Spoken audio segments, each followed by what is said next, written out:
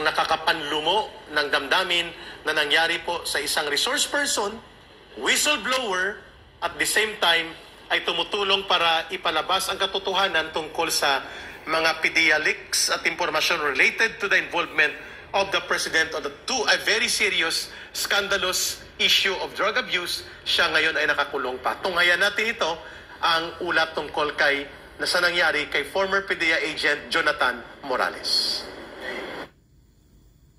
Sa ika-4 na pagdinig ng Senate panel hinggil sa PDEA leaks ay sa Personal Data Sheet o PDS nagtagal ang mga tanong ni Senator Jinggoy Estrada para kay dating PDEA agent Jonathan Morales. Ayon kay Estrada, nagsinungaling si Morales sa kanyang PDS nang sabihin nitong hindi siya na-dismiss sa Philippine National Police.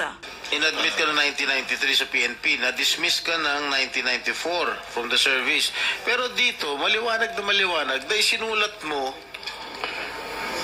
no, having been separated from the service, sinulat mo, no. Oh, sino paniniwala namin? Pero ayon kay Morales, hindi orihinal at kulang-kulang ang binigay na dokumento ng PDEA sa senador.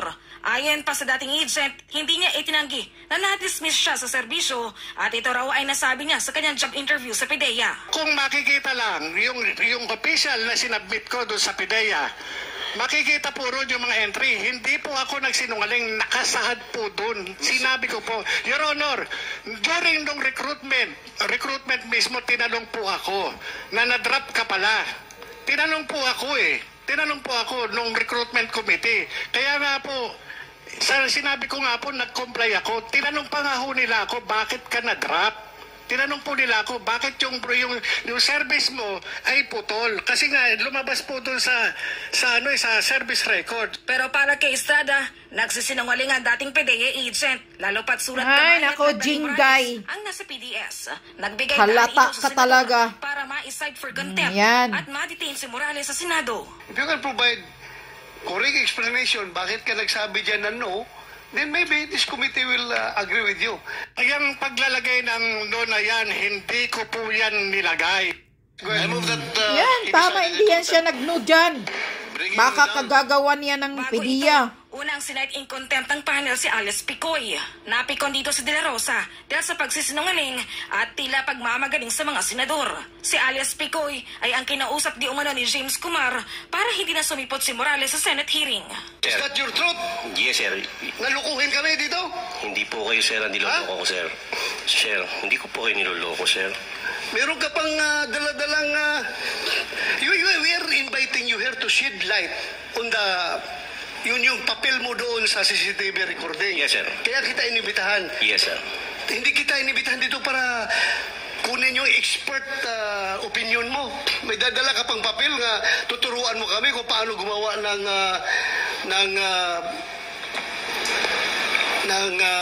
operation to conduct report, yung pre-operational report. Sino ka para magturo sa amin dito? Hindi ka nga naging police, hindi ka nga naging PDEA.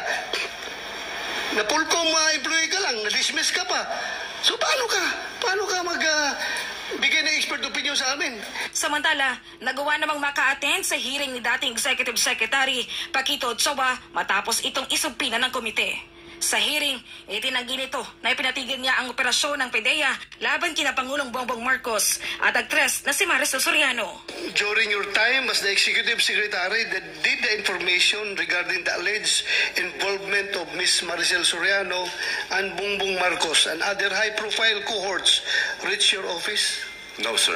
Samantala, hindi naman nagawang dumalo sa pagdinig ni James Kumar dahil nasa hospital daw ito matapos ma-stroke. Ayon kay Morales, si Picoy at Kumar ang kumausap sa kanya para huwag siputin ang hearing kapalit ang posisyon sa gobyerno. Sa kalagitnaan ng pagdinig, sa pagsinungaling gago. Ng Zoom, pero hindi ito pinayagan. Nasa hospital daw pero naka-hotel room.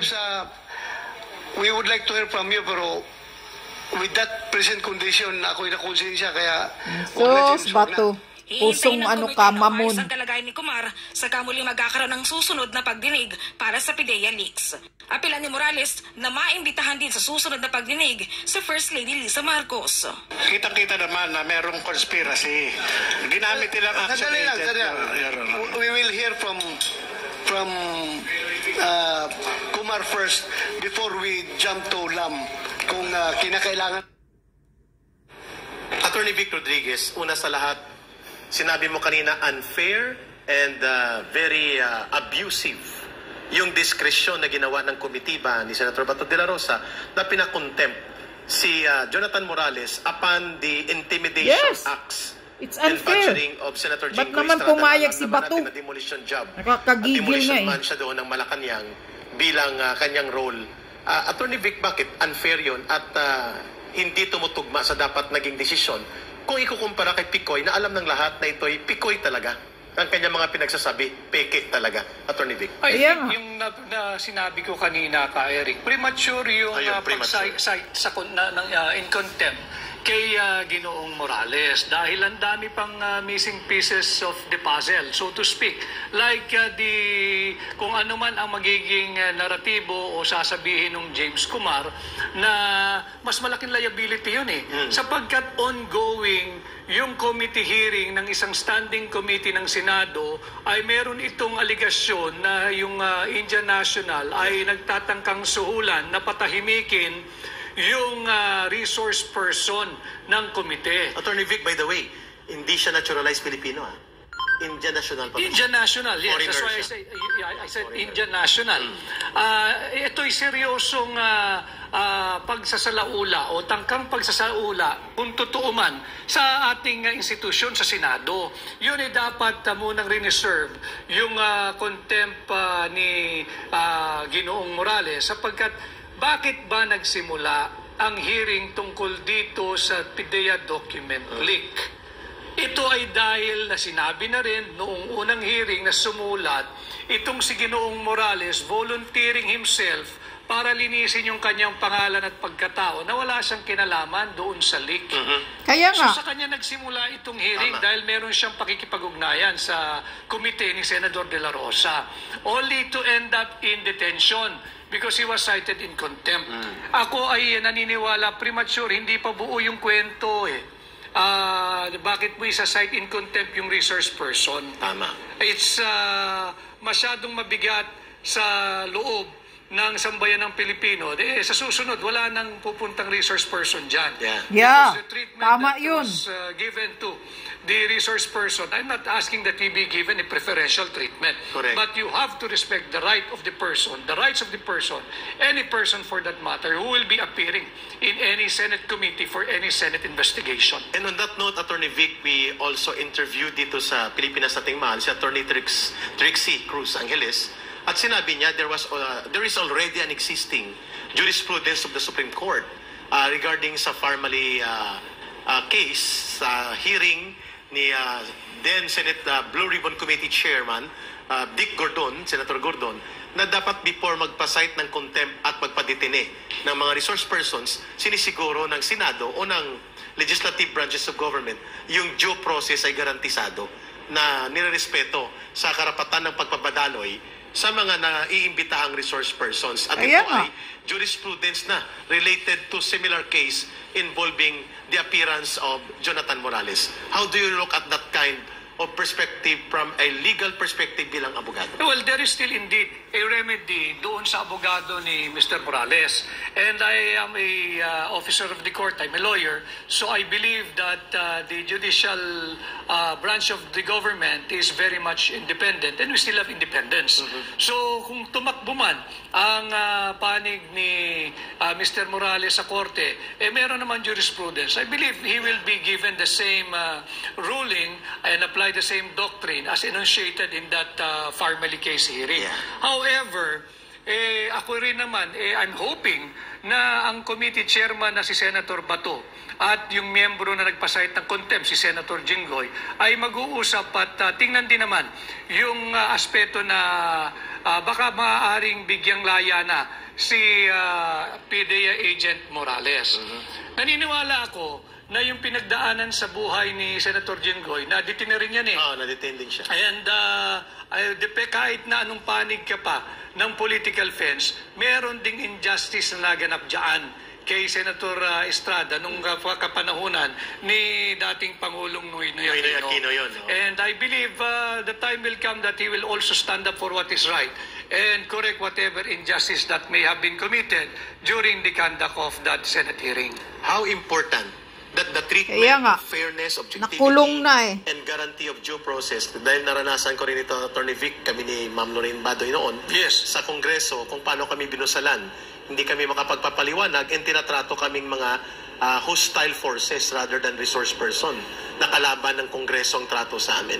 How important that objectivity in the manner of bringing out truth and delivering justice for the people through the Senate transparent and objective holding of committee hearings. Well, malinaw naman doon sa ating saligang batas. Enumerated dyan yung ating mga karapatan sa Bill of Rights. And kung hindi man kayo nagkakaunawaan, sabi nga doon sa jurisprudence din ito, na hindi man ako sang-ayon sa sinasabi mo o sasabihin mo, pero ipaglalaban ko ng kanang patayan, yung karapatan mong sabihin ang iyong saloobin. Yun dapat ang diwa ng karapatang magpahayag. At hindi naman yung I'm not encouraging false testimony or making any perjurious statement. No.